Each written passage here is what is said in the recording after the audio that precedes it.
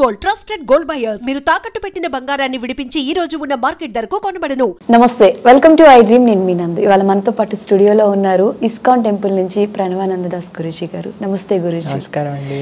గురూజీ ఎలా ఉన్నారు? బాగున్నా, మీరు ఎలా ఉన్నారు? నేను కూడా చాలా బాగున్నాను.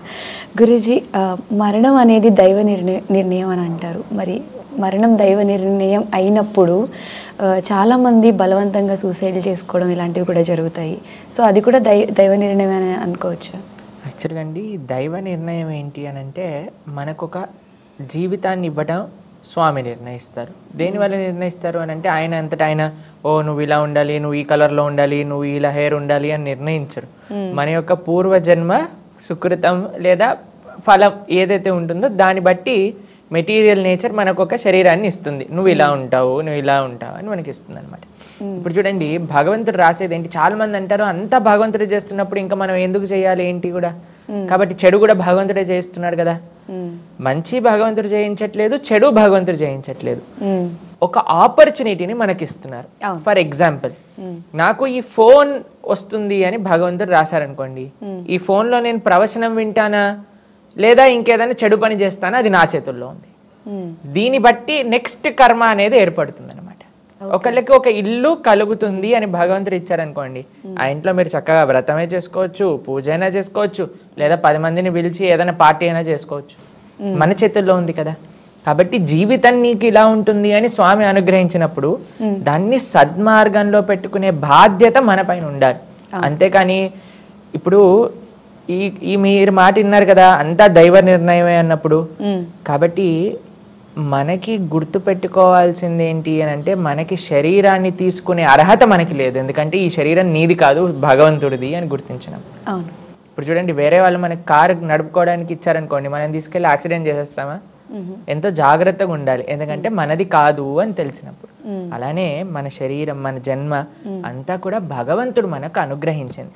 కాబట్టి మనం ఎంతో జాగ్రత్తగా స్వామి అనుగ్రహించారు అనే విషయాన్ని మనం గుర్తుపెట్టుకొని ఈ జీవితాన్ని అంత పవిత్రంగా మనం ఉంచుకోవాలన్నమాట. ఇప్పుడే మనకి అనుగ్రహం వస్తుంది. మీకు ఒక విషయం చెప్తాను. శాస్త్రంలో సూసైడ్ మీరు అన్నట్టుగా అది అన్నిటికంటే గొప్ప, చాలా పెద్ద మహాపాపం కింద లెక్కించారనమాట. ఎవరైనా సూసైడ్ చేసుకుంటే, ఏ పాపంతో అయితే సూసైడ్ అంటే ఏ కష్టంతో, చాలా మంది చెప్తుంటారు కదా కష్టం వల్ల అని, అది కొన్ని లక్షల కోట్ల రెట్లు అయ్యి మళ్ళీ మన దగ్గరికి వస్తుంది. కాబట్టి ఇప్పుడు అనుభవిస్తావా, మళ్ళీ దాన్ని అన్ని లక్షల కోట్ల రెట్లు అయ్యాక మళ్ళీ దాన్ని ఫేస్ చేయగలుగుతావా అనేది గుర్తుపెట్టుకోవాలి. కాబట్టి అస్సలు సూసైడ్ అనే ప్రస్తావన మన మనసులోకి రాకూడదు. ఎందుకో మీకు ఒక విషయం చెప్తాను.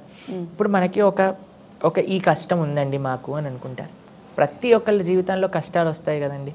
ఎవరైనా చెప్తారా కష్టం లేకుండా మేము మొత్తం పుట్టినప్పటి నుంచి హ్యాపీగా ఉన్నాం, పుట్టంగానే ఏడుస్తామా? కాబట్టి ఈ ప్రపంచం దుఃఖాలయం, అశాశ్వతం అని అంటారనమాట. ఇక్కడ ఈ nothing is permanent in this world, everything is temporary. ఒక విషయం అంటే ఏదైనా సరే మనం టెంపరీ నేచర్ మనం ఈ ప్రపంచంలో చూస్తుంటాం అనమాట. ఒక రిలేషన్షిప్ టెంపరీ. ఇప్పుడు నేను బెస్ట్ ఫ్రెండ్ అంటారు, మళ్ళీ వచ్చే సెమిస్టర్కి వీడు మాట్లాడుకోరు అనమాట. లేదా ఎక్కడైనా మనం ఉంటున్న ఒక ప్రదేశంలో ఉంటున్నాం, ఇక్కడ ఇప్పుడు నేను హైదరాబాద్లో ఉంటున్నాను అనుకున్నాను, తర్వాత నేను చెన్నై చదువుకోవడానికి వెళ్ళిపోయా, దాని తర్వాత ముంబైలో ఆశ్రమంలో ఉంటున్నా. కాబట్టి nothing is permanent in this world అనమాట. కానీ ఎప్పుడైతే ఆ పర్మనెంట్గా మనం అనుకుంటూ ఉన్నామో, ఎప్పుడైతే చేంజ్ వస్తుందో అప్పుడు మనకి మనసులో బాధ, కంగారు, భయం అనేది కలుగుతూ ఉంటుంది అనమాట. కానీ ఇది జస్ట్ టెంపరీ. ఏది టెంపరీ కానప్పుడు ఈ కష్టం కూడా టెంపరీ కాదు. అర్థమవుతుంది కదా మీకు? ఏది టెంపరీ కాదన్నప్పుడు సుఖము టెంపరీయే, అలానే ఇది కష్టము కూడా టెంపరీయే. ఇది గుర్తుపెట్టుకోవాలి మనం ఎప్పుడైనా సరే. కాబట్టి ఎప్పుడైతే మనకి సుఖం ఎలా వచ్చి మనం ఆనందంగా ఉన్నామో అలానే దుఃఖం కూడా వస్తుంది, కొన్ని రోజుల తర్వాత దుఃఖం కూడా పోతుంది. కానీ దానికి మనం అడ్వర్స్ అవ్వాల్సిన అవసరం లేదు. వచ్చినప్పుడు బాధ వేస్తుంది, ఒప్పుకుంటాను, కానీ కొద్దిగా మనం ఓపిక పట్టుకోవాలంటే. గురూజీ, చాలామంది దేవాలయాలు అంటే ముఖ్యంగా ఎక్కువ డొనేషన్లు వస్తున్నాయి, అదొక బిజినెస్లా అయిపోయింది అని అంటారు. అసలు దీన్ని మనం ఎలా తీసుకోవచ్చు? అంటే దేవాలయాలకు వచ్చే ఫండ్స్ కానివ్వండి, ఇవి ఒక ఆధ్యాత్మికంగా మనం డెవలప్ అవుతుంది అనుకోవచ్చా, లేకపోతే ఇది ఒక బిజినెస్ అని అంటారు? భగవంతుడికి మనం మన యొక్క సంపాదనలో భగవత్ సేవగా భగవంతుడి యొక్క సేవ అంటే ఇప్పుడు చూడండి, ఆలయంలో సపోజ్ మా ఆశ్రమానికి ఎవరైనా డొనేషన్ ఇచ్చారనుకోండి, దాన్ని మేము ఎలా యూజ్ చేస్తాం? గోవులకు యూజ్ చేస్తాం. 100 పైగా గోవులు ఉన్నాయి అక్కడ, ఆ గోసేవకి యూజ్ చేస్తాం. లేదు భగవంతుడి యొక్క ఆరాధన, ఒక వ్యవస్థ, ఆలయ వ్యవస్థ అంటే భగవంతుడికి నైవేద్యాలు, అలంకరణలు, ఉత్సవాలు ఎన్ని కావాలి. తర్వాత వచ్చిన భక్తులందరికీ ప్రసాదాలు పెట్టాలి. దాంతోపాటు మా ఆశ్రమంలో ముంబైలో ఏదైతే మేము ఎక్కడైతే ఉంటామో గోవర్ధనికి విలేజ్లో, అక్కడ నుంచి చుట్టుపక్కల ఉండే గ్రామాలలో, ఆదివాసీ తాండాలలో ఎవ్వరు కూడా ఆకలితో పడుకోకూడదు అని మనం ఒక సంకల్పం చేసుకున్నాం అనమాట. కాబట్టి వచ్చిన డొనేషన్లన్నీ కూడా వాళ్ళందరికీ ఫ్రీగా ప్రసాదాన్ని పంచిపెట్టడంలో, తర్వాత ఎంత పెద్ద వ్యవస్థ, ఆలయాన్ని మెయింటైన్ చేయటం. ఒకళ్ళు ఇంట్లో అండి 4 ఉన్న ఇంటికి ఎంత ఖర్చు అవుతుందండి ఇప్పుడు చెప్పండి? నెల తిరిగేసరికి ఎంత ఖర్చు అవుతుంది? 4 ఉన్నారు ఒకళ్ళు ఇంట్లో అంటే. అలాంటిది ఒక ఆలయం అని అంటే వందల వేల మంది ఇన్వాల్వ్ అయిన ఒక వ్యవస్థ. దానికి ఉండడానికి మనం తప్పకుండా, కానీ మీకు ఒక విషయం చెప్తాను, ఆలయంలోకి వచ్చే డబ్బులు ఆలయానికి ఖర్చు పెడుతున్నారా అంటే పర్వాలేదు, అంతేకాని ఆలయంలో హుండీలో ఉండే డబ్బులన్నీ తీసుకెళ్లి మీరు వేరే వాళ్ళకి ఖర్చు పెట్టేస్తామండి, వేరే వాళ్ళని మంచిగా పెట్టడానికి వేరే మతాలకి ఇచ్చేస్తాము, తర్వాత గవర్నమెంట్ ఏవో వాడేసుకుంటుంది అని అంటే అలా మంచిది కాదండి. ఆలయానికి భక్తులు ప్రేమతో భగవంతుడికి ఇచ్చిన కానుకలు ఏవైతే ఉన్నాయో అవి ఆలయ రక్షణ, ధర్మ పరిరక్షణ, ధర్మ ప్రచారం, గోసేవ, వీటిలో ఉపయోగపడితే చాలా సంతోషం. సో అంటే చాలా మంది దాన్ని మిస్యూజ్ చేయడం వల్ల అందరికి ఒక అపోహ ఉండిపోతుంది. అందుకే అండి మన ఆలయ పూజారి, ఆలయ వ్యవస్థ అక్కడే ఉండాలి. గవర్నమెంట్కి హక్కు లేదు. గవర్నమెంట్ నేను హుండీలో వచ్చిన డబ్బులన్నీ మేము తీసేసుకుంటాము, మేము మా సంక్షేమ పథకాలు వాడుకుంటాము అని అంటే కేవలం ఆలయం ఎందుకు? మరి మిగతా మతాలకి సంబంధించిన తీర్థ ప్రదేశాల నుంచి లేదా వాళ్ళకి సంబంధించిన ఏవైతే ఆధ్యాత్మిక స్థలాలు ఉన్నాయో అక్కడి నుంచి ఎందుకు తీసుకోరు? కేవలం మన దగ్గర నుంచి ఎందుకు తీసుకుంటున్నారు? కాబట్టి ఆలయం, ఎవరైతే ఆలయాన్ని చూసుకుంటున్నారో వాళ్ళ చేతిలో ఉండాలి. ఇప్పుడు మన ఇల్లు ఉందండి, మన ఇంటిని తీసుకెళ్ళి ఇప్పుడు మన ఇంట్లో వచ్చే డబ్బులన్నీ గవర్నమెంట్ నేను తీసేసుకుంటాను అని అంటే బాగుంటుందా? అలా ఎవరు ఇంటిని పరిరక్షిస్తున్నారో, ఎవరైతే ఇంటి యొక్క బాగోగులు చూస్తున్నారో వాళ్ళ చేతుల్లో ఉండాలి. కాబట్టి అలానే ఆలయం, ఆలయ పూజారి, ఆలయ కమిటీ ఏదైతే ఉందో, ఎవరైతే ఆ ఆ స్వామి ఎవరైతే ఉన్నారో ఆలయంలో వాళ్ళ పట్ల ప్రేమ, భక్తి ఉన్న వాళ్ళ దగ్గర ఉండాలి. అంతేకాని ఏదో ఒక పోస్ట్ లాగా పెట్టేసాం అనుకోండి మనం, అప్పుడు ఏమవుతుంది అని అంటే is just doing is mechanical duty. అలా ఉండకూడదు. ప్రేమతో ఆలయాన్ని సంరక్షించే వాళ్ళ చేతిలో డబ్బులు ఉన్నాయనుకోండి, వాళ్ళు ఆ ధర్మ పరిరక్షణకై ఉపయోగించుకోవాలి. గురుజీ, చాలా మంది నేను దేవుణ్ణి నమ్మను, ప్రకృతిని మాత్రమే నమ్ముతాను అని కొంతమంది ఉంటారు. అటువంటి వాళ్ళకి అసలు మీరు ఏం సమాధానం? ప్రకృతి ఎవరిచ్చారండి? మీరు తయారు చేసుకున్నారా? దేవుడిచ్చిందే కదా. మరి దేవుడిచ్చిన ప్రకృతియే ఇంత మంచి చేస్తున్నప్పుడు, ఇప్పుడు చూడండి మనకు ఒక చాక్లెట్ ఇస్తారు ఎవరైనా, ఏం చేస్తాం మనం? వెంటనే థ్యాంక్ యూ అని అంట, అంతేనా? మరి ఇంత చక్కటి ప్రకృతిని మనకిచ్చిన స్వామిని మర్చిపోతారు. చాలా మంది ఏమంటారు తెలుసా, మాకు అమ్మ నాన్నే దైవము అని అంటారు. మరి అమ్మ నాన్నల్ని ఇచ్చిన వాడు ఎంత గొప్పవాడు? ప్రకృతి గొప్పది, ప్రకృతిని ఇచ్చిన వాడు ఎంత గొప్పవాడు? నీ శరీరం గొప్పది, నీ జీవితం గొప్పది, జీవితాన్ని ఇచ్చిన వాడు ఎంత గొప్పవాడు? కాబట్టి స్వామిని గుర్తించకుండా కేవలం ఒకటే దగ్గర ఆపేసాం అనుకోండి, that is not complete faith. సరే ప్రకృతిని నమ్ము, పర్వాలేదు, కానీ ప్రకృతిని ఇచ్చినవాడు ఆయన ఇంకెంత గొప్పవాడు. ఇప్పుడు చూడండి మనం ఒక పెయింటింగ్ చూసామనుకోండి, వెంటనే అబ్బా ఎంత బాగా పెయింటింగ్ వేశాడండి. ఎవరైనా మేము మొన్న నడుస్తూ ఉన్నప్పుడు ఒక ముగ్గు చూసామన్నమాట. ముగ్గు చూస్తున్నప్పుడు మా పక్కన ఉన్న వాళ్ళు అన్నారు, ఎంత బాగా వేశారు, అసలు ఎంత స్కిల్. ఏదన్నా సుందరమైన వస్తువుని చూడంగానే మనకేమనిపిస్తుందండి, ఎవరు దీన్ని తయారు చేసిన వాళ్ళు. లేదా ఇంట్లో ఎవరైనా మనం ఎవరైనా స్వీట్ తిన్నాం అనుకోండి, గులాబ్ జామున్, అమ్మా ఎవరు చేశారమ్మా అడుగుతామా లేదా? ప్రతి దాన్ని కూడా ఏది గొప్పతనం ఉందో, ఎక్కడైతే మాధుర్యం ఉందో, ఎక్కడైతే అందం ఉందో, వెంటనే ఎవరు దీన్ని సృష్టించిన వ్యక్తి అని అడుగుతారు. ఈ సౌందర్యమైన ఈ ప్రకృతిని చూసినప్పుడు, ఎంత అద్భుతమైన ఈ ప్రకృతిని చూసినప్పుడు మనకి వచ్చే క్వశ్చన్ ఏంటి? ఎవరు ఈ ప్రకృతిని తయారు చేశారు? అదే భగవంతుడు. ఆ భగవంతుని ఆశ్రయించటమే నిజమైన ప్రకృతి యొక్క ఆరాధన. ఎవరైతే భగవంతుని ఆశ్రయిస్తారో వాళ్ళు ప్రకృతిలో ఏ జీవరాశిని కూడా ఇబ్బంది పెట్టాలి అని అనుకోరు. ప్రకృతిని నాశనం చెయ్యాలి అనే బుద్ధి భగవద్భక్తులలో ఉండదన్నమాట. కాబట్టి అందుకే మన శాస్త్రం complete wholesome way of respecting ప్రకృతి ఈజ్ రెస్పెక్టింగ్ గాడ్. ఆ విధంగా ఉపదేశం చేశారు. గురూజీ, ఇప్పుడు చాలా వృద్ధాశ్రమాలు ఎక్కువగా పెరిగిపోతూ ఉన్నాయి. అంటే చిన్నప్పుడు పిల్లల్ని ఎంత ప్రేమగా పెంచిన పేరెంట్స్ పెద్ద అయిన తర్వాత పిల్లల దగ్గర నుంచి ఆ ప్రేమను పొందలేకపోతున్నారు. అంటే పెళ్ళయ్యి ఒక సెపరేట్ లైఫ్ రాగానే పేరెంట్స్ని మర్చిపోతున్నారు. అంటే అసలు ఇప్పుడున్న జనరేషన్లో పిల్లల్ని ఎలా పెంచాలి అంటే? కేవలం ప్రేమతో పెంచటం ముఖ్యం కాదండి, బాధ్యతగా పెంచటం ముఖ్యం, ధార్మికంగా పెంచటం ముఖ్యం. మనకి ఈ మధ్య చాలా మంది తల్లిదండ్రులు మాకు ఫోన్ చేసి మా పిల్లలు మా మాట వినట్లేదండి అని అంటారు. ఎందుకు అని అంటే గారాబం ఎక్కువగా అయిపోయింది. ఎందుకంటే చిన్న పిల్లవాడు మేము చూస్తామండి, చిన్న చిన్న పిల్లలు వాళ్ళకి ఫోన్లో ఎలా యూట్యూబ్ ఆన్ చేయొచ్చు, ఎలా పాస్వర్డ్ తీయొచ్చు, ఎలా వాళ్ళకి కావాల్సింది సెలెక్ట్ చేసుకొని చూడొచ్చు, గేమ్స్ డౌన్లోడ్ చేసుకోవచ్చు, ఎలా ఆడచ్చు, ఎలా పేమెంట్స్ చేయొచ్చు, మొత్తం తెలుస్తాయి. కాబట్టి చిన్నప్పటి నుంచి మనకి వాళ్ళకి ఒక బ్యాడ్ ఎక్స్పోజర్. ఏదో మనం ప్రశాంతంగా ఉంటాం, చాలామంది ఏం చేస్తారో తెలుసా అండి, ఇప్పుడు ఫోన్ ఇచ్చేస్తే వాడి గోల్లో ఉంటారు, మేము ప్రశాంతంగా ఉండొచ్చు అని అనుకుంటారు. కానీ అది పిల్లల్ని పాడు చేస్తుంది. ఇది చాలా జాగ్రత్తగా అందరూ గుర్తుపెట్టుకోవాల్సిన విషయం ఏంటి అని అంటే, కేవలం పిల్లల్ని పెంచటం కాదండి, ధార్మికంగా పెంచటం. ఎలాంటి విత్తనం మనం నాటుతామో అలాంటి మొక్కే వస్తుంది. కాబట్టి మొక్క పెరిగాక ఓ నాకు కాకరకాయ వద్దు అని అంటే, కాకరకాయ విత్తనం వేసావు నువ్వు, మరి కాకరకాయ చెట్టు వస్తుంది కదా. పెద్దగయ్యాక అందరూ వృద్ధాశ్రమాల్లో పంపించేస్తున్నారంటే మరి మీరు చిన్నప్పటి నుంచి నేర్పించింది ఏంటి? రాముడి గురించి చెప్పారా, కృష్ణుడి గురించి చెప్పారా అంటే లేదండి, మేమంతా కూడా సినిమాలలో ఆ హీరో ఈ హీరో గురించి చెప్పాము అని అన్నప్పుడు వాళ్ళు మళ్ళీ అలానే తయారవుతారు కదా. కాబట్టి మనం ఎంత జాగ్రత్తగా వాళ్ళకి మంచి విషయాలు నేర్పిస్తున్నాం, ఎంత జాగ్రత్తగా వాళ్ళని మంచి మార్గంలో నడిపిస్తున్నాం అనేది మనం పరిశీలన చేసుకుంటూ ఉండాలి. అప్పుడే మనకి పెద్దగా అయ్యాక పిల్లలకి ఎప్పుడైతే రామకృష్ణుల గురించి తెలుసుకుంటారో అండి, అప్పుడు వాళ్ళకి there is no chance that they can abandon their parents. అంత ప్రేమ రాముడికి తల్లి తండ్రులు అంటే, అంత ప్రేమ కృష్ణుడికి అమ్మా నాన్న అంటే. కాబట్టి we have to show them the right examples. ఎప్పుడైతే ఆ కరెక్ట్ ఎగ్జాంపుల్స్ అనేది వాళ్ళు చూస్తారో అప్పుడు వాళ్ళకి మనసులో ఆ పరివర్తన అనేది జరుగుతుంది. బాధ్యతగా తల్లిదండ్రులు ఎలా చూసుకోవాలి అనే విషయం వాళ్ళకి అర్థమవుతుంది అన్నమాట. లేకపోతే ఇప్పుడు జనాలు ఏమనుకుంటారంటే తల్లిదండ్రుల్ని ఒక పెద్ద భారంగా అనుకుంటారు. అదే పిల్లల్ని భారం అనుకొని తీసేసి అనాథాశ్రమంలో వేసేస్తే ఏమయ్యేది వాడి పరిస్థితి? కాబట్టి తల్లిదండ్రులు ఎంత కష్టపడి పిల్లల్ని పెంచుతున్నాము అనే విషయం వాళ్ళకి అర్థం కావాలి కదా. కాబట్టి దట్ సెన్సిటివిటీ ఏమిస్తుంది అంటే ధార్మికత ఆ సెన్సిటివిటీని ఇస్తుంది అనమాట. ఇది చాలా ముఖ్యం. కాబట్టి ఈ విషయాలన్నీ కూడా ఇవి మనం విన్నప్పుడు అనిపిస్తుంది ఓ దీనికి దానికి ఏం సంబంధము, ఇది ప్రాక్టికల్ కాదు అని అనిపిస్తుంది. కానీ this is the way of life. మీరు అది చేయకపోతే దీన్ని అనుభవించాల్సి వస్తుంది, మీరు అది చేశారా అని అంటే ఇది అనుభవించాల్సిన అవసరం లేదు. అందుకే వృద్ధాశ్రమాల్లో వీడియోలు చూస్తూ ఉంటే ఎప్పుడెప్పుడైనా వాళ్ళ తల్లిదండ్రులు మాట్లాడితే చాలా అంటే చాలా బాధేస్తుంది అనమాట.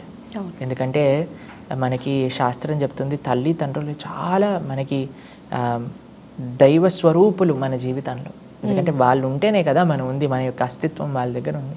మన సనాతన సంస్కృతి ఎంత ఎంత గొప్పది, ఎంత గొప్పది అని అంటే ఒక సన్యాసి కూడా తల్లికి దండం పెట్టాలి అని చెప్పే సంస్కృతి అనమాట. సన్యాసి ఎవరి దగ్గర వంగాల్సిన అవసరం లేదు, కానీ తల్లి దగ్గర మాత్రం ఉంగాలి అని శాస్త్రం నియమం చేసింది అనమాట. సన్యాసాశ్రమం స్వీకరించాక కూడా. అందుకే శంకరాచార్యులు లాంటి మహానుభావులు తల్లిగారు శరీరాన్ని విడిచిపోతుంది అని అంటే శంకరాచార్యులు కాలడి వెళ్ళి తల్లిగారికి కృష్ణ దర్శనం చేయించారనమాట. కాబట్టి అంత ప్రేమ తల్లిదండ్రుల పట్ల ఆప్యాయత అనురాగాలు అనేవి తీసుకోలేనివి అనమాట. కానీ ఇప్పుడు చూడండి ఎంత విచిత్రమో, ఈరోజు మొన్ననో కలిసిన ఫ్రెండ్ని బెస్ట్ ఫ్రెండ్ అనటం, కొంతమంది ఇంటర్నెట్లో ఫేస్బుక్లో ఇన్స్టాగ్రామ్లో కలుసుకున్న వాళ్ళు గర్ల్ ఫ్రెండ్ బాయ్ ఫ్రెండ్ అనుకోవడం. కానీ చిన్నప్పటి నుంచి ఇంత కష్టపడి పెంచిన తల్లిదండ్రులని గుర్తించట్లేదు అని అంటే అలాంటి వాళ్ళు ఎవరైనా ఉన్నారనుకోండి, వాళ్ళ భార్య కానీ వాళ్ళ స్నేహితులు కానీ చాలా జాగ్రత్తగా ఉండాలి. ఎందుకంటే వాళ్ళని ఎప్పుడు వదిలేస్తారో తెలియదు. ఇంత సేవ చేసిన వాళ్ళని వదిలేస్తున్నారంటే వీళ్ళని ఎప్పుడైనా వదిలేయచ్చు. కాబట్టి అండి ఒక కమిట్మెంట్, ఒక రెస్పెక్ట్, ఒక భావన అనేది ప్రతి వస్తువులో ఉంటుంది. కాబట్టి ఒక దగ్గర నేను కేర్లెస్గా ఉన్నాను, ఇంకొక దగ్గర నా రెస్పాన్సిబిలిటీని నిర్వర్తిస్తున్నాను అని అంటే అవ్వదు. అందుకే రాముడు మనందరికీ ఆదర్శం, కృష్ణుడు మనందరికీ ఆదర్శం. అన్నిటినీ ఎలా బ్యాలెన్స్ చేస్తారో మనం ఆయన దగ్గర నుంచి నేర్చుకోవచ్చు అనమాట. కాబట్టి వృద్ధాశ్రమాలు ఆగాలి అని అంటే చిన్నప్పటి నుంచి 5 సంవత్సరాల నుంచి మీ పిల్లలకి రామాయణ భగవద్గీతలు అన్నీ కూడా బోధిస్తూ ఉండండి. పెద్దగా అయ్యాక వాళ్ళు మిమ్మల్ని పువ్వులలో పెట్టుకొని చూసుకుంటారు. గురూజీ, అసలు ఇస్కాన్ అనే పేరు ఇంగ్లీష్ టైటిల్, అంటే మన హిందూ దేవాలయంకి ఇస్కాన్ అనే టైటిల్ పెట్టడానికి రీజన్ ఏంటి? అండ్ చాలామందికి ఈ విషయంలో ఒక డౌట్ ఉంటుంది, సనాతన ధర్మానికి సంబంధించిన పేరు ఏదైనా పెట్టొచ్చు కదా, ఎందుకు ఇస్కాన్ అనే చూస్ చేసుకున్నారు? ఓకే, ఇస్కాన్ అంటే international society for Krishna consciousness. కృష్ణుడు సనాతన ధర్మానికి చెందినవాడు కాదా? అసలు అన్నిటికంటే ముఖ్యమైన విషయం అంటే సనాతన ధర్మం కేవలం భారతీయులదేనా హక్కు? ప్రపంచంలో ఉండే మిగతా వాళ్ళు కాదా? కృష్ణుడు భగవద్గీతలో సుహృదం సర్వభూతానాం అని చెప్పారు, కానీ సుహృదం భారతీయానాం అని ఎక్కడ చెప్పలేదే. సుహృదం ఆంధ్ర తెలంగాణ నామని ఎక్కడ చెప్పలేదే. సుహృదం హైదరాబాద్ అయినా ఎక్కడేం చెప్పారా? సుహృదం సర్వభూతానాం అని అంటే అందరికీ నేనే సుహృద్, అంటే ఆయన అందరికీ బెస్ట్ ఫ్రెండ్ నేనే అని ఆయన చెప్పుకున్నారు. కాబట్టి international society for Krishna consciousness అందరికీ కృష్ణుడి యొక్క భక్తి మార్గంలో నడిపించే ఒక సంస్థ. అయితే దాన్ని చూసి మనం ఇదేదో ఫారెన్ పేరు, ఇంగ్లీష్ పేరు కాబట్టి మరి మీరు మాల్స్కి ఈ విషయం అడగట్లేదు ఏంటండి? మరి ట్రైన్స్కి అడగట్లేదు ఈ విషయం, మరి వేసుకునే బట్టలు కంపెనీస్కి ఈ విషయం అడగట్లేదు, వాడుకునే ఫోన్స్కి ఈ విషయం అడగట్లేదు, కేవలం దేవాలయానికి వచ్చే వరకు ఎందుకు ఆ విషయం? అది కూడా ఏంటి అని అంటే మనకి విమర్శించే వాళ్ళు ఏదైనా సరే విమర్శిస్తూ ఉంటారండి. మొన్న నాకు ఒకళ్ళు చెప్పారు, నేను పేరు చెప్పను, we are just moving in the vehicle. అయితే ఇటువైపు చాలా చాలా ట్రాఫిక్ ఉందన్నమాట. ఒక దగ్గర దానికోసం ఒక సపరేట్ డివైడర్ని పెట్టారనమాట. అయితే ఏం చెప్పారు, ఇది ఒక ఫారెన్ మాల్ కొత్తగా హైదరాబాద్లో పెట్టారు, అందుకోసం అందరు కూడా అదే మాల్కి వెళ్తున్నారు అని. అచ్చా, అయితే నువ్వు మాల్ ఏ దేశం వాడు పెట్టినా సరే వెళ్తావా, ఆలయానికి మాత్రం వెళ్ళవా? కాబట్టి మనకేంటి అని అంటే ఏదో ఒక నెపం కావాలి, ఎవరినో ఒక మాట అనడానికి, అంతే. కానీ శ్రీల ప్రభుపాదుల వారు భారతదేశంలో అవతరించిన వారు. భారతీయ సనాతన సంస్కృతిని అటు తీసుకెళ్ళి విదేశీయులకి ఎలా చీర కట్టుకోవాలో చూపించి, ఎలా ధోతి కుర్తా వేసుకోవాలో చూపించి, ఎలా తిలకం పెట్టుకోవాలో చూపించి, ఎలా శిఖ జడ ఎలా వేసుకోవాలో చూపించి భారతీయ సంస్కృతిని అటు ట్రాన్స్ఫర్ చేసిన మహానుభావులు శ్రీల ప్రభుపాదుల వారు అనమాట. కాబట్టి ఇప్పుడు మన వాళ్ళకి చెప్పాల్సి వస్తుంది, మీరు ఇలా సాంప్రదాయకంగా ఉండండి, ఇలా ఉండండి అని మన భారతీయులకు చెప్పాల్సిన పరిస్థితి ఇక్కడ వస్తుంటే, ప్రపంచం మొత్తం కూడా భారతీయ సంస్కృతిని యాక్సెప్ట్ చేస్తున్న ఒక మహోపకారాన్ని ఇస్కాన్ సంస్థ చేసిందనమాట. కేవలం పేరేదో ఉంది కదా అని మనం దాన్ని ఏమనాల్సిన అవసరం లేదండి. అందరినీ కూడా కృష్ణ భక్తి వైపు తీసుకెళ్లేదే సనాతన ధర్మం. ఇప్పుడు హిందువుల్ని పట్టుకోవటంలోనే కష్టమైపోతుంది. అయ్యా భగవద్గీత భాగవతం చదువు అని అంటే, ఇప్పుడు మేము పూరి క్షేత్రానికి వెళ్తున్నాం, మా గురువు గారి యాత్ర. సుమారుగా 12,000 డివోటీస్ వస్తున్నారు 24 కంట్రీస్ నుంచి. అందులో ఎంతోమంది రష్యన్స్, ఎంతోమంది అమెరికన్స్, ఎంతోమంది బ్రిటిష్, ఎంతోమంది ఆస్ట్రేలియన్స్, ఎంతోమంది ఆఫ్రికన్స్ మా గురువుగారి శిష్యులు ఉన్నారు. కానీ వాళ్ళని చూస్తే మాకు అనిపిస్తుందండి, మా జీవితం నిజంగా వేస్ట్ అనిపిస్తుంది. వాళ్ళకుండే నిష్ఠ, వాళ్ళకుండే కమిట్మెంట్ భక్తి పట్ల చూస్తే. ప్రతిరోజు వాళ్ళు చేసే సాధన, వాళ్ళకుండే ఆ మంచితనం, వాళ్ళకుండే ఆ సరళ భావన. మన వాళ్ళకండి ఏది చూసినా విమర్శించటం, అన్నీ నాకు తెలుసు, నాకు తెలిసిందే గొప్ప అనే భావనలో మన వాళ్ళు ఉంటున్నారు. కానీ వాళ్ళకి ఎంత వినయం కావాలి, ఒక వాళ్ళకి ధర్మం అంటే ఏంటి, భగవంతుడు అంటే ఏంటి, తల్లిదండ్రులు అంటే ఏంటి, రెస్పెక్ట్ అంటే ఏంటి, అవన్నీ తెలియదు వాళ్ళ కల్చర్లో. కానీ వాటన్నిటిని నేర్చుకొని వాళ్ళు ఎంత చక్కగా సాంప్రదాయకంగా వాళ్ళని చూస్తే, ఇప్పుడు చూడండి ఇస్కాన్ డివోటీస్ మీరు చూస్తే ఉంటారు, ఫారినర్స్ అందరు చీర కట్టుకొని, ధోతి కుర్తా వేసుకొని, తిలకం పెట్టుకొని, చిన్న పిల్లల నుంచి వృద్ధుల వరకు ఎంత సాంప్రదాయకంగా మన భారతీయ సంస్కృతిని చూస్తున్నారు. కానీ మనం మాత్రం జీన్స్ టీషర్ట్ వేసుకొని ఓ ISKCON is a foreign organisation అని మనం అంటున్నాం అనమాట. కాబట్టి ఎవరు ఫారెన్, సంస్థ ఫారెనా, నువ్వు ఫారెనా? కాబట్టి అది ప్రశ్నార్థకం అనమాట. కాబట్టి ఏంటి అని కాదు, ఏం చేస్తున్నారు. ప్రభుపాదుల వారు ఇస్కాన్ ఎందుకు ఆ పేరు ఇచ్చారు అని అంటే, అందరికీ కూడా కృష్ణుడు పిత, అందరికీ కూడా సనాతన ధర్మమే మార్గము అని చెప్పేటట్టుగా అందరినీ కూడా ఆ యొక్క కృష్ణుడి యొక్క ధర్మ మార్గంలో నడిపించడానికి న్యూయార్క్లో స్థాపన చేశారనమాట. అందుకోసమని international society for Krishna consciousness, అందరూ కూడా కృష్ణుడి యొక్క చింతనలో ఉండాలి. కేవలం భారతీయులు కాదు, ఇంటర్నేషనల్ అందరూ కూడా ఎవరెవరికి భగవంతుడు కావాలి అని అనుకుంటే వాళ్ళందరూ కూడా ఇక్కడ చక్కగా సనాతన ధర్మాన్ని నేర్చుకోవచ్చు. అది ఇస్కాన్ అంటే. ఓకే, అసలు ఇస్కాన్ అనేది ఓన్లీ కృష్ణతత్వం, కృష్ణుడి గురించి మాత్రమే ఎందుకు పరిమితం చేశారు అంటే ఏం చెప్తారు? ఇస్కాన్ అనేది ఒక సంస్థ, కానీ మేము ఒక సాంప్రదాయాన్ని అనుసరిస్తూ ఉన్నాం. ఏంటి ఆ సాంప్రదాయం అంటే బ్రహ్మమధ్వ గౌడీయ వైష్ణవ సాంప్రదాయం. మనకి తెలుసు మన భారతదేశంలో వివిధ సాంప్రదాయాలు ఉన్నాయన్నమాట. శ్రీ వైష్ణవ సాంప్రదాయం అని, మనకి మధ్వ సాంప్రదాయం అని, అలానే కుమార సాంప్రదాయం అని. అందులో బ్రహ్మమధ్వ గౌడీయ వైష్ణవ సాంప్రదాయం కూడా ఒక సాంప్రదాయం. ఒక సాంప్రదాయాన్ని మనము ఒక సంస్థ ఏం చేస్తుందో, ఒక ఆర్గనైజేషన్ ఏం చేస్తుందో తెలుసా అండి, మనకి ఈజీ చేస్తుంది మనం చేసే భక్తి. ఇప్పుడు ఇస్కాన్ అనే సంస్థలో నేను ఉన్నప్పుడు చిన్నప్పటి నుంచి మేము వైష్ణవ సాంప్రదాయ రీత్యాగా పెరిగిన వాళ్ళం. కానీ మేము ఇస్కాన్కి వచ్చాక మాకు తెలిసింది ఏంటంటే ఎవ్రీథింగ్ బికమ్స్ వెరీ ఈజీ. మా సాధన ఈజీ అవుతుంది, ఎందుకంటే ఇంతమంది భక్తులు ఉన్నారు, ఒక సిస్టమ్ ఉంది, ట్రైనింగ్ ఈజీ అవుతుంది, శాస్త్ర అధ్యయనం ఈజీ అవుతుంది, టెంపుల్ వాళ్ళకి అకౌంటబిలిటీ ఈజీ అవుతుంది, అన్నీ కూడా ఈజీ అయిపోతుంది. కానీ మేము అనుసరించే సాంప్రదాయం ఒక వైష్ణవ సాంప్రదాయం. వైష్ణవులు అని అంటే ఎవరు? విష్ణు భక్తుల్ని వైష్ణవులు అని అంటారు. కాబట్టి మనకి వివిధ సాంప్రదాయాలు మనం చూస్తూ ఉంటాం. స్వామి రామానుజాచార్య సాంప్రదాయం ఉంటుంది, మధ్వాచార్యుల యొక్క సాంప్రదాయం ఉంటుంది, వల్లభాచార్య సాంప్రదాయం ఉంటుంది. వీళ్ళందరూ కూడా భగవంతుణ్ణే ఆరాధన చేసిన వాళ్ళు, కృష్ణుణ్ణి, విష్ణువుని, రాముణ్ణి ఆరాధన చేసిన వాళ్ళు. రామభద్రాచార్య స్వామి వారి యొక్క రామానంది సాంప్రదాయం అని అంటారనమాట. ఒక్కొక్క సాంప్రదాయంలో వాళ్ళకొక ఆరాధ్య దైవము అని ఉంటుందన్నమాట. కాబట్టి మా సాంప్రదాయానికి ఆరాధ్యులు శ్రీకృష్ణుడు, రాధాకృష్ణుల్ని మేము ఉపాసన చేస్తాం. అంతేగాని కేవలం వాళ్ళని ఏదో ప్రమోట్ చేస్తున్నాం, మిగతా వాళ్ళని వదిలేసామని కాదండి. మన శాస్త్ర సారాంశమే ఆ యొక్క భగవంతుడి యొక్క ఆరాధన, ఆ భగవంతుడి యొక్క ప్రతినిధులుగా, ఆ భగవంతుడి యొక్క సేవకులుగా, ఆ భగవంతుడి యొక్క పరివారంగా మిగతా వాళ్ళందరినీ చూడటం. అది వేదాలలో, శాస్త్రాలలో ఉన్న సారాంశాన్ని ఆ యొక్క వైష్ణవ సాంప్రదాయాలన్నీ కూడా వాళ్ళ వాళ్ళ విధంగా ఆరాధన చేస్తూ ఉంటారు. మా సాంప్రదాయంలో రాధాకృష్ణులు మా యొక్క ఆరాధ్యంగా మేము సేవ చేస్తూ ఉంటాం అన్నమాట. అంతేగాని మిగతా వాళ్ళందరినీ దూషిస్తాం, వాళ్ళు లేరు వీళ్ళు లేరు అని వేరే వాళ్ళు మాట్లాడినట్టుగా మనం మాట్లాడమను. వేరే మతాలలో ఉండేవాళ్ళు అందరినీ రెస్పెక్ట్ ఇస్తాం. అందరూ కూడా భాగవతం ఏం చెప్తుందో తెలుసా అండి, యతో థరోర్మూల నిశేషనేన. మీరు ఎప్పుడైనా చెట్లకు నీళ్ళు పోస్తారా? ఎలా పోస్తారు? మీరు ఎక్కడ పోస్తారు చెట్లకు నీళ్ళు? ఇంట్లో ఉన్నప్పుడు. ఎక్కడ చెట్టుకి ఎక్కడ పోస్తారు? చెట్టు మొదల్లో పోస్తారా లేదా పువ్వుకి, కాయకి, ఆకుకి వేస్తారా? మొదల్లో పోస్తే మొత్తం చెట్టుకి నీళ్లు శక్తి అందుతుంది కదా. అలానే ఆ భగవంతుడి యొక్క సేవ చేస్తే మిగతా దేవీ దేవతలందరి సేవ కూడా ఆ సేవలోనే కలుగుతుంది అని భాగవతం మనకు ఉపదేశం చేస్తుంది అనమాట. అందుకే మనం భగవంతుడి యొక్క సేవ చేస్తాం. మిగతా దేవీ దేవతలందరికీ కూడా ఆ భగవంతుడి యొక్క పరికరాలే కాబట్టి అందరికీ ఆ యొక్క సేవ అనేది లభిస్తుంది అనమాట. కాబట్టి ఎవరిని మనం వదిలేయట్లేదు, అందరినీ ఇంక్లూడ్ చేసి భగవంతుడి లోపలనే ఆరాధన చేస్తున్నారు. గురుజీ, శ్రీల ప్రభుపాద గురించి అసలు మీరేం చెప్తారు? శ్రీల ప్రభుపాదులు వారు ఇస్కాన్ సంస్థాపకాచార్యులు, అభయచరణ అరవింద భక్తి వేదాంత స్వామి. ఆయన బెంగాల్ రాష్ట్రంలో కోల్కతాలో ఆవిర్భవించారనమాట. చిన్నప్పటి నుంచి వాళ్ళ నాన్నగారు గౌర్మోహన్ డే అని ఎంత ఆధ్యాత్మికంగా ప్రభుపాదులు వారిని పిలిచారు. చిన్నప్పటి నుంచి ఎంతో మంది భక్తుల్ని, సాధువుల్ని వాళ్ళ ఇంటికి తీసుకొస్తూ ఉండేవారు. ప్రభుపాదులు వారు అందరికీ కూడా ప్రసాదాన్ని నివేదన చేస్తూ ఉండేవారు.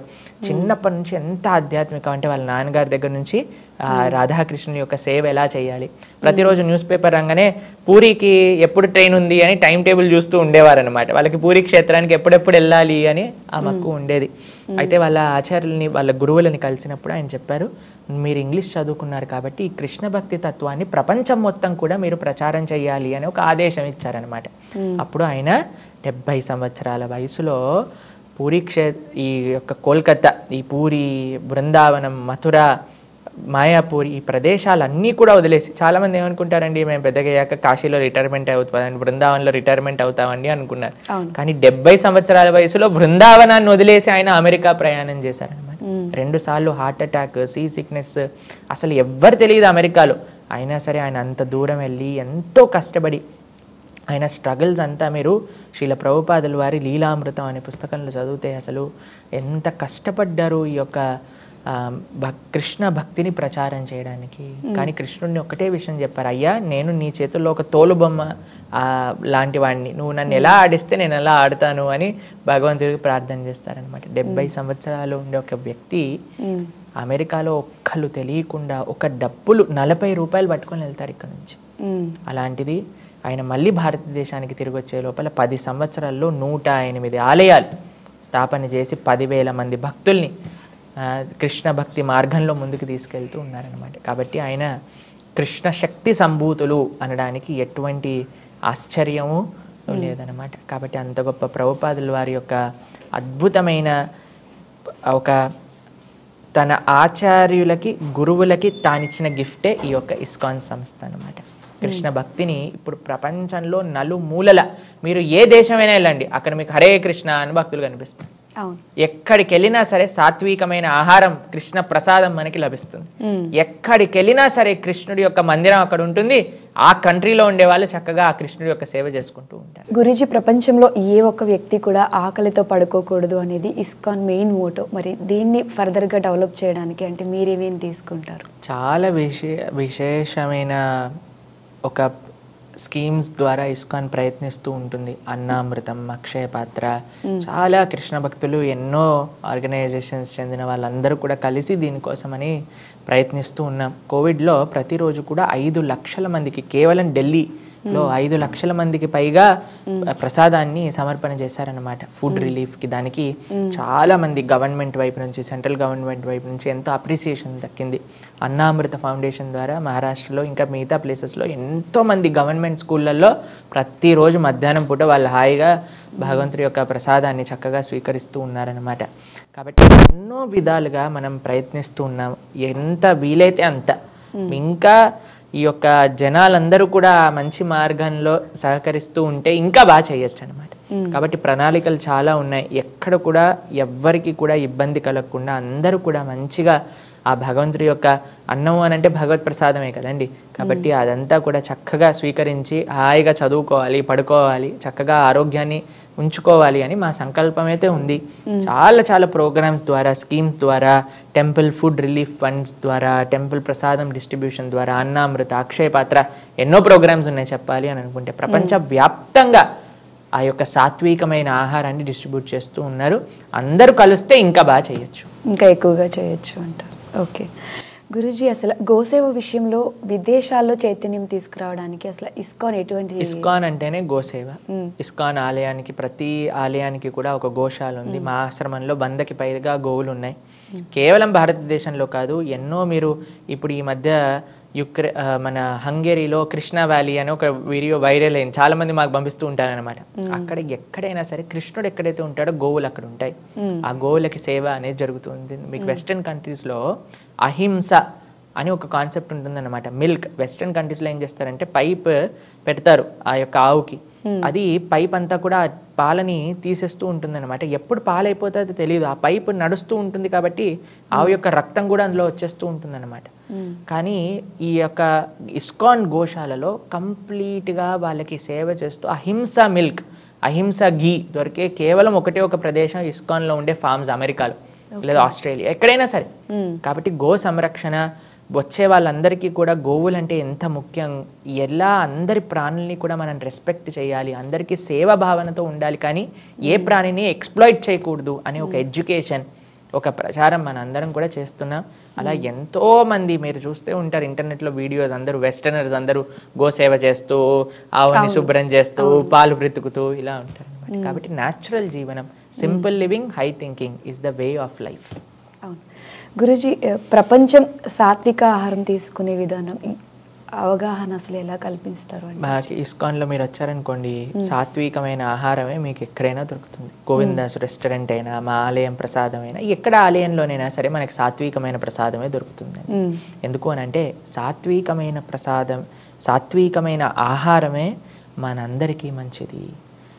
ఆరోగ్యరీత్యా, మానసికంగా, సామాజికంగా, ప్రకృతి పరంగా, ఆధ్యాత్మికంగా ఏ విధంగా చూసినా సాత్వికమైన ఆహారమే మనకి మంచిది. కాబట్టి ఇస్కాన్ డివోటీస్ ఎక్కడైనా సరే, ఏ వైష్ణవ ఆలయానికి వెళ్ళినా సరే మనకి సాత్విక ప్రసాదం అనే లభిస్తూ ఉంటుంది. చాలా మంది అడుగుతారు సాత్విక ఫుడ్ అంటే వాట్ ఈస్ సాత్విక్ ఫుడ్ అని అడుగుతూ ఉంటారు అనమాట.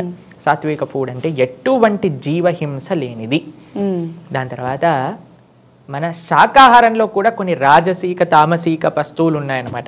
సపోజ్ అనియన్స్ అండ్ గార్లిక్, ఉల్లిపాయలు, ఎల్లిపాయలు. కాబట్టి ఇవన్నీ లేకుండా ఏదైతే శరీరానికి మంచిదో, మనసుని కూడా ఆధ్యాత్మిక వైపు తీసుకెళ్లే పదార్థాలని సాత్విక ఆహారము అని అంటాం. కాబట్టి అటువంటి సాత్వికమైన ఆహారాన్నే మనం స్వీకరిస్తూ ఉంటాం. మీరు అమెరికా లాంటి దేశాలకు వెళ్ళారనుకోండి, చాలామంది మన ఒక పాశ్చాత్య దేశాలలో కూడా సాత్వికమైన ఆహారాన్ని స్వీకరిస్తూ వాళ్ళ యొక్క మనసుని మార్చుకొని చక్కగా మంచి ధార్మికంగా ముందుకెళ్ళడానికి ఇస్కాన్ యొక్క ఫుడ్ రిలీఫ్, అలా ప్రసాదం డిస్ట్రిబ్యూషన్, ఇవన్నీ కూడా చాలా చాలా హెల్ప్ చేశాయి అన్నమాట. గురుగారు, ఈ మధ్య కాలంలో చాలా మంది సూసైడ్లు చేసుకుంటున్నారు, ఇవన్నీ ఎక్కువైపోతున్నాయి. అంటే ఆధ్యాత్మికంగా ఉండడం వల్ల ఇలాంటివి తగ్గించే అవకాశాలు 100కి 1000% తగ్గించేస్తాం. ఆధ్యాత్మికత ఏదో చమత్కారాలు చేయవండి. ఆధ్యాత్మికత మనోబలాన్ని ఇస్తుంది, ధైర్యాన్ని ఇస్తుంది, భగవంతుడి పైన నమ్మకాన్ని ఇస్తుంది, చాలా మంచి సాంగత్యాన్ని ఇస్తుంది. వీటిలలో ఎప్పుడైతే ఉంటామో అప్పుడు అన్ని చెడు ఆలోచనలు, చెడు వ్యక్తిత్వాలు, చెడు సాంగత్యము ఇవన్నీ ఎప్పుడైతే పోతుందో అండి మనం చాలా ప్రశాంతంగా ఉంటాం. మాకు పర్సనల్గా ఎన్నో, మనం లాస్ట్ టైం ఇంటర్వ్యూలో కూడా మాట్లాడుకున్నాం, ఎన్నో కేసెస్ తెలుసు నాకు పర్సనల్గా.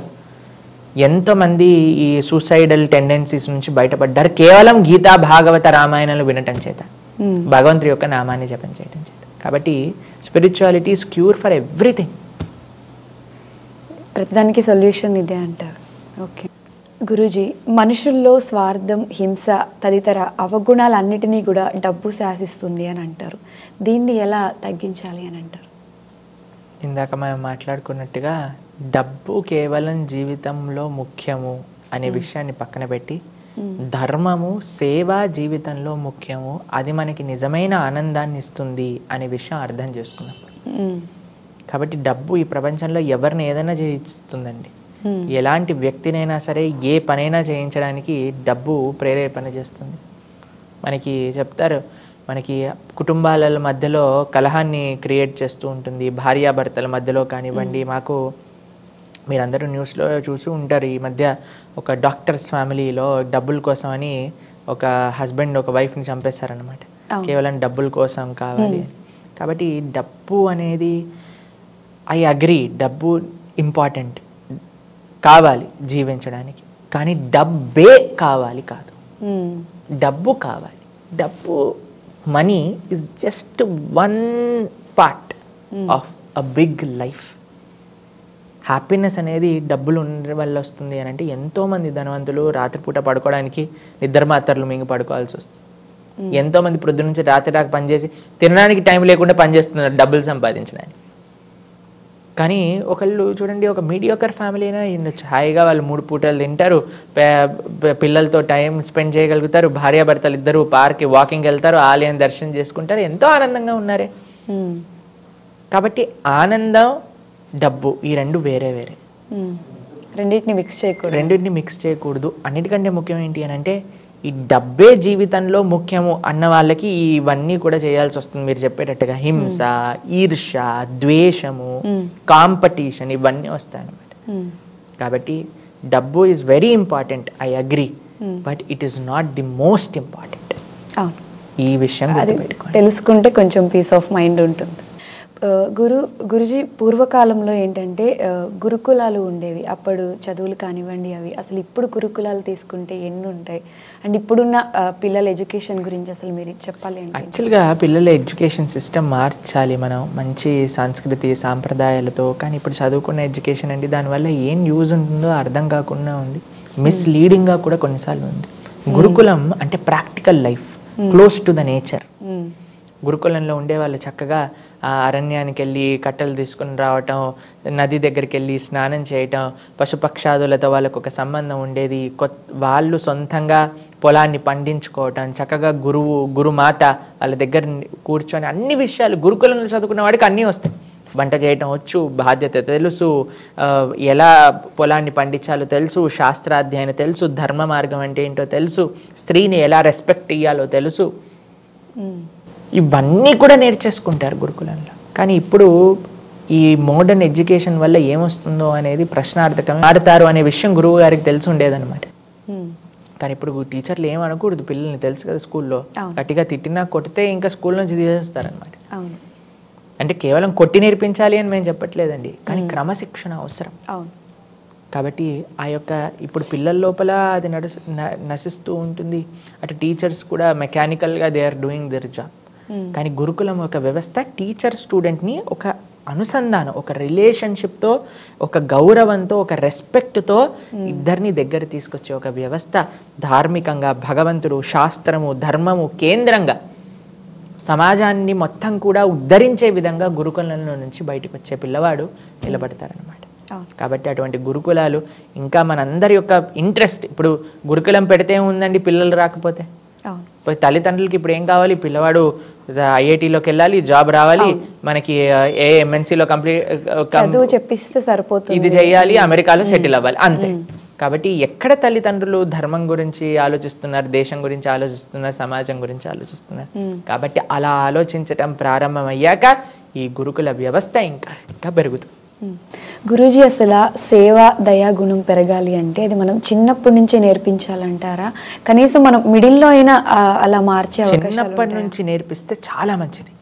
అందుకే నాకు చెప్తారు కదా, మొక్కే యోగంది మానే వంగునా అని.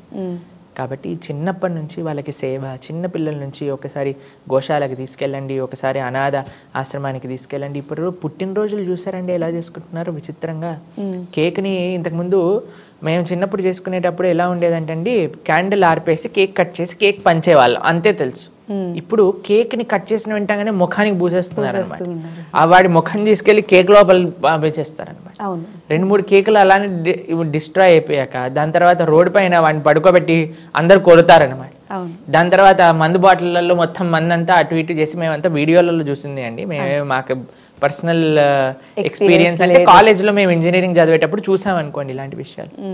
కాబట్టి పైశాచికమైన ఒక సెలబ్రేషన్ మనం స్టార్ట్ చేసేస్తున్నాం. కానీ ఇంతకుముందు చిన్నప్పుడు ఎలా ఉండేది అంటే, పుట్టినరోజు అనగానే ప్రొద్దున పూట లేచి తలస్నానం చేసి భగవంతుడు పూజ చేసుకొని ఆలయానికి వెళ్ళి అక్కడ భగవంతుడికి ఆరాధన చేసుకొని పెద్దల యొక్క ఆశీర్వాదం తీసుకొని పిల్లలందరికీ కూడా ఫ్రెండ్స్ అందరినీ పిలిచి ఒక చక్కటి సెలబ్రేషన్, లేదా అనాథాశ్రమానికి వెళ్ళి అక్కడ పంచిపెట్టడము, గోశాలకి వెళ్ళి అక్కడ పంచిపెట్టడము, వృద్ధాశ్రమానికి వెళ్ళి అక్కడ పంచి, చిన్నప్పటి నుంచి అలా ఉండేది. కానీ ఇప్పుడు మనకు నశిస్తుంది. అన్నీ కూడా ఏది చూసినా సరే, ఏ పండగ వచ్చినా సరే మొత్తం ఏదో మన యొక్క సొంత ఆనందాన్ని పండగ పేరు పెట్టుకొని చేసుకుంటున్నారు. కాబట్టి ఇలా సమాజం మొత్తం కూడా సేవ నుంచి నేను ఎలా ఆనందంగా ఉండాలి అని మాత్రమే ఆలోచిస్తుంది.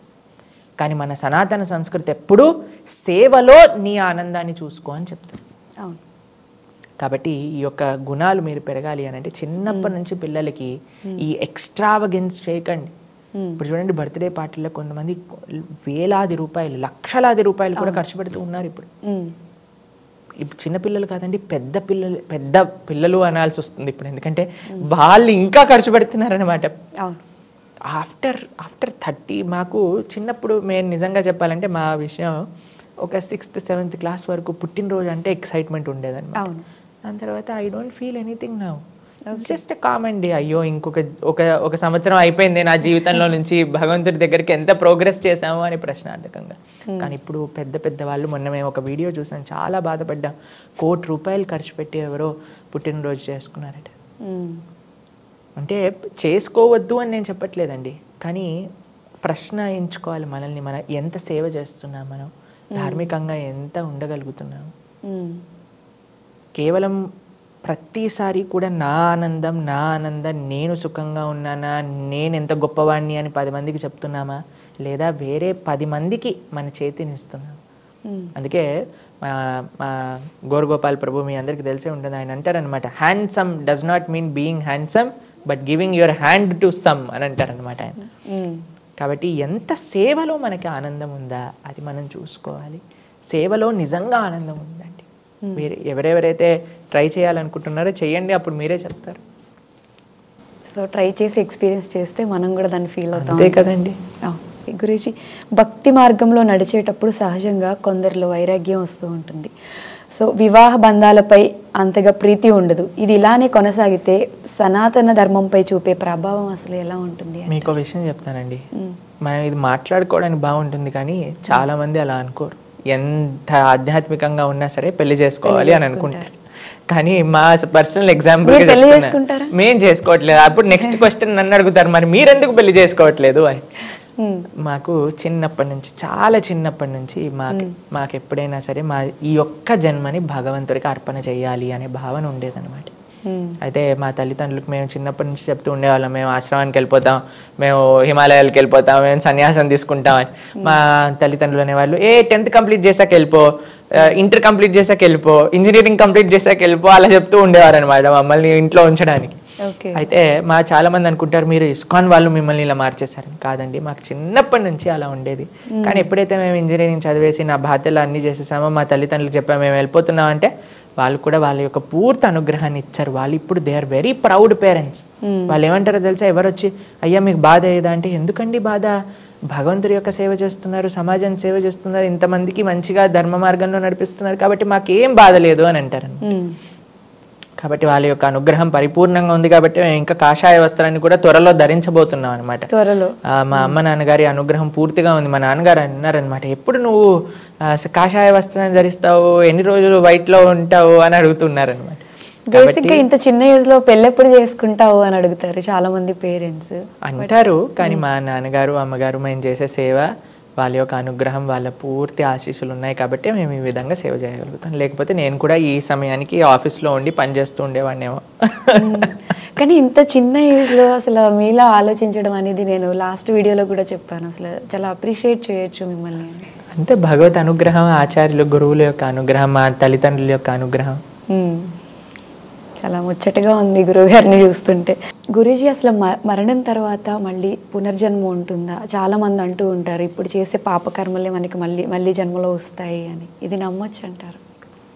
ఖచ్చితంగా 110%. ఈ జీవితంలో మనకి ఈ యొక్క శరీరం, ఈ యొక్క తల్లిదండ్రులు, ఈ యొక్క కుటుంబం, ఈ యొక్క పరిస్థితి ఉన్నాయి అని అంటే మనం పూర్వజన్మ చేసుకున్న కష్ట సుఖాలు లేదా పాప పుణ్యాలే మనకి ఇప్పుడు ఈ విధంగా వస్తున్నాయి అన్నమాట. కానీ చాలామంది అంటారు దీనికి శాస్త్రీయంగా సైంటిఫిక్గా ఏమీ బేస్ లేదు అని అంటారు. మీరందరూ ఎవరైతే ఇలా అంటున్నారో వాళ్ళందరూ మీ దగ్గర ఫోన్లు ఉన్నాయి కదా, స్మార్ట్ ఫోన్లు, డాక్టర్ ఐన్ స్టీవెన్సన్ అని నొక్కండి మీరు గూగుల్లో, మీకు వస్తుంది. ఒక డాక్టర్ ఆయన రీసెర్చ్ చేసి 5,000 మంది రీఇన్కార్నేషన్ కేసులు కనిపెట్టుకున్నారనమాట. ఆయన పుస్తకంలో పెట్టారు. ఎంత? 5,000 రీఇన్కార్నేషన్ కేసు. అంటే వాళ్ళకి పూర్వజన్మలో వాళ్ళు ఎక్కడ, ఎవరు, ఏ ఊర్లో ఉన్నారు, వాళ్ళ యొక్క తల్లిదండ్రులు ఎవరు, వాళ్ళ భార్య, భర్త, అన్ని విషయాలు వాళ్ళకి తెలుసు. మొన్ననే నాకు వాట్సాప్లో ఒక ఫార్వర్డ్ మెసేజ్లో చూసాను అనమాట. మీకు ట్విన్ టవర్స్ టెర్రరిస్ట్ అటాక్ తెలుసు కదండి, అప్పుడు ఆ ట్విన్ టవర్స్ పడిపోతాయి. అందులో ఒక ఆయన వాళ్ళ పేరెంట్స్కి చెప్తూ ఉండేవారు అనమాట. ఆయనకి హైట్స్ అంటే భయం. ఆయన ట్విన్ టవర్స్లో పనిచేసే వాళ్ళని, వాళ్ళ పేరు అన్నీ కూడా చెప్పారు. దాని తర్వాత వాళ్ళు రీసెర్చ్ చేస్తే అక్కడ చనిపోయిన ఆయనే మళ్ళీ వాళ్ళకి పిల్లవాడుగా పుట్టారు అని చూస్తారనమాట. మన భారతదేశంలో కూడా ఎన్నో కేసులు ఉన్నాయి రీఇన్కార్నేషన్. కాబట్టి ఈ డాక్టర్ ఐన్ స్టీవెన్సన్ రీసెర్చ్ మీద నేను రీఇన్కార్నేషన్ ఉందని చెప్పట్లేదు. కృష్ణుడు భగవద్గీతలో చెప్పారు, దాతసి ధ్రువముత్తు ధ్రువముత్తు. మళ్ళీ ఎప్పుడైతే ఎలా అయితే ఒక వ్యక్తి పుట్టారో ఆయన మరణించక తప్పదు, మరణించాక పుట్టక తప్పదు. మరి ఇలానే మనం పుడుతూ చనిపోతూ ఇలానే ఉంటామా? మరి దీనికి ఏమీ సొల్యూషన్ లేదా అని అంటే ఉంది. ఏంటా సొల్యూషన్ అని అంటే పునరపి జననం పురనపి మరణం పురనపి జననీ జఠరే శయనం ఇహ సంసారే బహుదుస్తారే ఇహ సంసారే బహుదుస్తారే కృపయా పారే పాహి మురారే భజ గోవిందం భజ గోవిందం. శంకరాచార్యులు చెప్తారనమాట, అయ్యా ఈ జన్మ మృత్యు పరంపర మొత్తం కూడా తొలగిపోవాలి అని అంటే ఆ భగవంతుడి యొక్క నామస్మరణ చెయ్యండి, ఆ కృష్ణుడి యొక్క నామాన్ని పలుకుతూ ఉండండి అని చెప్తారు. కాబట్టి మనకి ఈ జన్మ మృత్యు పరంపర ఆగదు ఎప్పటి వరకు అయితే భగవంతుణ్ణి ఆశ్రయించామో. ఎప్పుడైతే మనం భగవద్భక్తి ద్వారా భగవంతుణ్ణి ఆశ్రయిస్తామో తద్ధామ పరమం మమ, అక్కడికొక్కసారి వెళ్తే మళ్ళీ తిరిగి రావటం అనేది ఉండదన్నమాట. అటువంటి చక్కటి భగవంతుడి యొక్క సేవ చేసుకుంటూ మనం ఎల్లప్పుడూ ఉండొచ్చు. గురుజీ, చాలామంది పూర్వజన్మ కర్మలు ఏవైతే ఉంటాయో అవి మనకి ఇప్పుడు వస్తూ ఉంటాయి అని అంటారు. మరి ఆల్రెడీ మనకి ఆ కర్మలు ఇప్పుడు వస్తున్నప్పుడు ఇప్పుడు మళ్ళీ పుణ్యాలు చేయడం ఎందుకు ఈ జన్మలో? పూర్వజన్మ చేసుకున్న పాప పుణ్యాలు ఇప్పుడు వస్తున్నాయి, మరి ఇప్పుడు ఎలా చేస్తావో నెక్స్ట్ జన్మ ఆధారపడి ఉంటుంది. ఇప్పుడు చేసినవన్నీ మళ్ళీ జన్మలో ఆధారపడుతుంది, అంతే కదండి. అందుకు ఇప్పుడు ధార్మికంగా ఉండటం అవసరం. ముందు చేసుకున్న దాన్ని ఇప్పుడు కష్టము సుఖము అనుభవించాలి. కానీ నెక్స్ట్ ఇప్పుడు చూడండి, మేము ఇంజనీరింగ్ చేసేటప్పుడు ఎవరైనా ఫెయిల్ అయిపోయారనుకోండి ఏదైనా సబ్జెక్ట్లో, అది ఎరియర్ అంటారు, నెక్స్ట్ సెమిస్టర్లో రాయాలి. అంతేకాని మేము రాస్తామండి ఆ సబ్జెక్ట్, కానీ మిగతా సబ్జెక్టులు ప్రిపేర్ అవ్వంటే మరీ ఎరియర్లు పడిపోతాయి కదా నీకు. కాబట్టి ఇంతకు ముందు చేసిన తప్పో ఒప్పో అయిపోయింది, కానీ ఇప్పుడు నీ జీవితంలో నీకు ఆపర్చునిటీ ఉన్నప్పుడు ధార్మికంగా ముందుకెళ్ళు. ధర్మ మార్గంలో నడుస్తూ ఉండు. ఇప్పుడు చేసిన దానికి నెక్స్ట్, ముందు చేసిన దానికి ఇప్పుడు ఎలా అయితే అనుభవిస్తున్నావో ఇప్పుడు చేసిన దానికి మళ్ళీ వచ్చేటప్పుడు అనుభవించాలి. కాబట్టి ఇప్పుడు ధార్మికంగా, అందుకే ఇప్పుడు ఆరాధన, ఈ యొక్క మంచి భగవద్భక్తి మార్గంలో ముందుకెళ్ళాలి అని ఎందుకు చెప్తారంటే మళ్ళీ ఈ యొక్క కర్మ పరంపర మళ్ళీ మనకి రాకుండా మనం భగవంతుడిని చేరుకొని చక్కగా ఆయన యొక్క సేవ చేసుకోవాలి అని. ఓకే గురూజీ, ఫైనల్గా ఆడియన్స్ అందరికీ మీరు ఏదైనా చెప్పాలి అంటే ఏం చెప్తారు? చెప్పేది ఒకటే విషయం, కార్తీక మాసం వస్తుంది. మనందరం కూడా చక్కగా కార్తీక మాసంలో ధార్మికంగా మంచిగా ప్రొద్దున పూట బ్రహ్మ ముహూర్తంలో నిద్రలేసి భగవంతుడి యొక్క ఆరాధన చేసుకొని చక్కగా కార్తీక మాసంలో దీపాల యొక్క విశిష్టత, చక్కగా భగవంతుడికి దీపాన్ని సమర్పణ చేసుకొని ఇవన్నీ చేసుకోవడానికి ఒకటే ఒక విషయం అండి, గుర్తుపెట్టుకోండి, భగవంతుడికి మనం ఎంత దగ్గర అవుతున్నాం. ఇవన్నీ చేసినా సరే మన యొక్క అలవాట్లు, మన యొక్క మనస్సు, మన యొక్క వ్యక్తిత్వం అలానే ఉంది, ఈర్షతో, ద్వేషంతో, అసూయతో అని అంటే లాభం లేదు. కాబట్టి మీరందరూ మంచిగా కార్తీక మాసంలో వచ్చే ఉత్సవాలన్నీ కూడా చక్కగా చేసుకోవాలి. దీపావళి పండుగ, దీపము అనంటే అజ్ఞానాన్ని తీసేసి జ్ఞానాన్ని నింపేది. కాబట్టి మన జీవితంలో మనకి జ్ఞానం కావాలి అనంటే గీత, భాగవత, రామాయణాదులన్నీ కూడా చక్కగా అధ్యయనం చేయండి, శ్రవణం చేయండి. మంచిగా మీ అందరికీ కూడా భగవంతుడి యొక్క పరిపూర్ణ కృపా కటాక్షాలు లభించాలి అని ఆ భగవంతుడికి ప్రార్థన చేస్తున్నాం. Hare Krishna. Thank you so much అండి. హరే